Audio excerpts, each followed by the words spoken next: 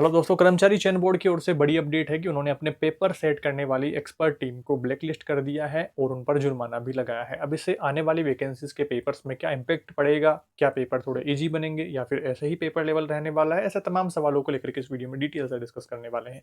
सबसे पहले आप ये समझिए कि अध्यापक भर्ती के अब तक 3 रिजल्ट जारी हो चुके हैं। अध्यापक भर्ती लेवल 1 संस्कृत का, लेवल 2 संस्कृत का और लेवल 2 साइंस मैथ्स का। और बाकी जो बचे हुए रिजल्ट हैं वो कल बोर्ड की मीटिंग है तो कल जारी हो सकते हैं कुछ रिजल्ट्स, और फिर बचे हुए रिजल्ट्स कल परसों 2-3 दिन में ऐसे जारी होकर के इसी वीक में सारे रिजल्ट जारी होने की संभावना है। अभी कुछ कंफर्म अपडेट्स नहीं है, इसीलिए हम कोई सेपरेट वीडियो में उस पर बात नहीं कर रहे हैं। थोड़े रूमर्स हैं, जैसे ही कल कुछ कंफर्म अपडेट्स आती है तो आगे आने वाले वीडियो में हम डिस्कस करें। जैसे कि अभी 3 रिजल्ट जारी हुए हैं तो उनमें कुल मिलाकर के 19 सवाल डिलीट किए जा चुके हैं। इससे बोर्ड को गुस्सा आ गया। भाई आलोक जी को, जो अध्यक्ष साहब है, उनको गुस्सा आया और उन्होंने अपने बोर्ड जो एक्सपर्ट टीम है, पेपर सेट करने वाली expert team, so called expert team, उनको उन्होंने ब्लैक लिस्ट कर दिया है। उस टीम को, जिसे हम जानते ही नहीं है, ब्लैक लिस्ट किसे कर दिया हमें पता ही नहीं है। कितना जुर्माना लगाया है, क्या जुर्माना लगाया है, वो हमें पता ही नहीं है। अब आगे कौन पेपर बनाएंगे वो हमें पता ही नहीं है।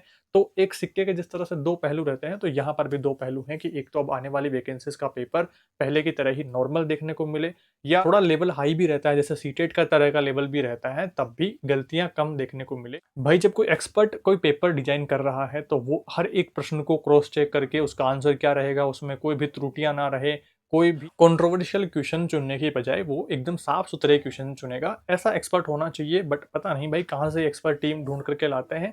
तो जिस तरह से सिक्के के दो पहलू हैं, तो या तो पेपर पर कोई इम्पैक्ट नहीं पड़ेगा, अभी की तरह ही हार्ड पैटर्न देखने को मिलेंगे, या फिर एक अपन पॉजिटिवली बात करें तो आगे आने वाले जो पेपर्स हैं वो बहुत अच्छे से डिजाइन करे जाएंगे। तो अगर एक पॉजिटिव थिंकिंग रखते हुए अपन बात करें तो पेपर ऐसा होना चाहिए कि योग्य व्यक्ति सेलेक्ट हो, अच्छे प्रकार से उसको डिजाइन करा जाए, हर एक क्वेश्चन ऐसा चुना जाए जिसका एक ही आंसर हो, कोई भी कंट्रोवर्शियल क्वेश्चन ना हो। और कंट्रोवर्शियल क्वेश्चन कोई नहीं रहेगा या त्रुटियां उसमें नहीं रहेगी, मिस्टेक्स उसमें ना रहेगी, तो ऑब्जेक्शन भी नहीं लगाना पड़ेगा।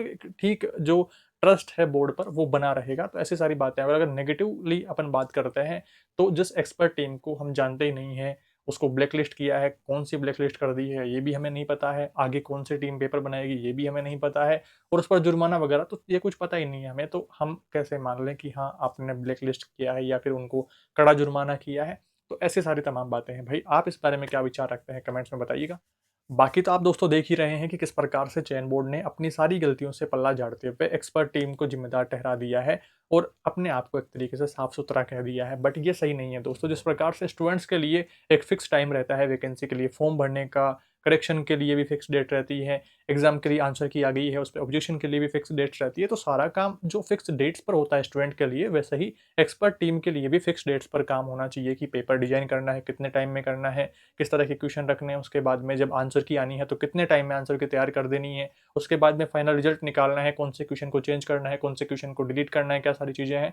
तो जो सारे ऑब्जेक्शन हैं उनको वेरीफाई, क्रॉस चेक कर, सारी चीज़ें जो भी करना है उनकी भी फिक्स डेट्स हो, तो फिर वो पारदर्शिता के साथ में और टाइमली सारी चीज़ें हो पाएगी। इतना 4-4 5-5 महीने जो रिजल्ट अटका पड़ा रहता है, कोई अपडेट्स ही नहीं आ रही होती है, और छोटी छोटी वैकेंसियों के लिए 150 प्रश्न के लिए आप जब कोई एक्सपर्ट टीम डिजाइन कर रहे हो, उनको पे कर रहे हो, तो जिम्मेदारी ज़्यादा बन जाती है। भाई वो एक्सपर्ट टीम अपने पे कोई आसान थोड़ी कर रही है पेपर डिजाइन करके कि लो लो फ्री में बांट रहे हैं, ले जाओ पेपर ले जाओ, हमें टाइम, जब टाइम मिलेगा तो बनेगा, नहीं मिल रहा तो नहीं बन रहा है, जब मन करेगा तब बनेगा। तो ऐसा थोड़ी है भाई, उनको पे किया जा रहा है, जितने क्वेश्चन उनसे डिजाइन होते हैं उसके अकॉर्डिंग उनको पे करा जाता है। तो वो सारी बातें हैं। बाकी अगर मैं एक पॉजिटिव थिंकिंग से बात करता हूँ, अगर सच में उनको ब्लैकलिस्ट किया गया है और सच में उन पर कड़ा जुर्माना किया गया है, तो होप कि आगे आने वाले समय में वो अपना काम पूरी ईमानदारी से और बेहतर तरीके से करने की कोशिश करेंगे, और आगे जो भी नई टीम पेपर डिजाइन के लिए बैठे तो वो भी एक ठीक लेवल पर पेपर डिजाइन करे।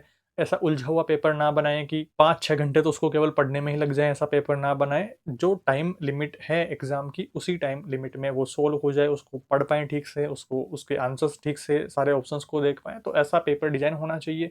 सारे क्वेश्चन जैसे सीटेट की तर्ज पर, कुछ जैसे मॉडरेट, कुछ हार्ड, कुछ इजी, तो इस तरह का एक पेपर पैटर्न, वो चीज़ें हैं भाई। बाकी तो एक्सपर्ट टीम है, तो एक्सपर्ट टीम खुद सारी समझदार है, एक्सपर्ट है इन सारी बातों में। अब तो अपन तो क्या ही सजेशन दे, बाकी आप सभी अपने सजेशंस कमेंट्स में दे सकते हैं। और कल दोस्तों अध्यापक भर्ती के बाकी बचे हुए रिजल्ट्स जारी होने की संभावना है। कल मीटिंग है बोर्ड की, तो उसमें अनुमोदन हो सकता है और देर रात तक पीडीएफ जिस प्रकार से बाकी 3 रिजल्ट जारी हुए हैं वैसे जारी हो सकती है। जैसे कुछ कंफर्म अपडेट्स आती हैं तो आगे आने वाले वीडियोज में हम डिस्कस करेंगे। चैनल के साथ में जुड़े रहेंगे।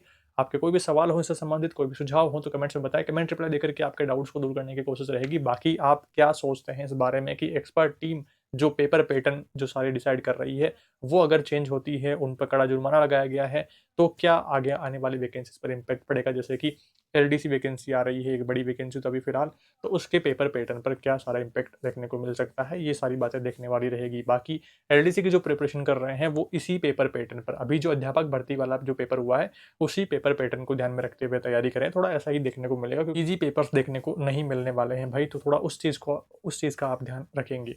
आई होप इस वीडियो में आपने ठीक से सारी बातों को समझ लिया है। फिर भी आपको कोई सवाल रहे, कोई सुझाव रहे तो कमेंट्स में बताएं। कमेंट रिप्लाई देकर के आपके डाउट्स को दूर करने की कोशिश रहेगी। बाकी दोस्तों, जल्दी मिलते हैं एक नए वीडियो में कुछ नई जानकारियों के साथ। Thank you for watching this video.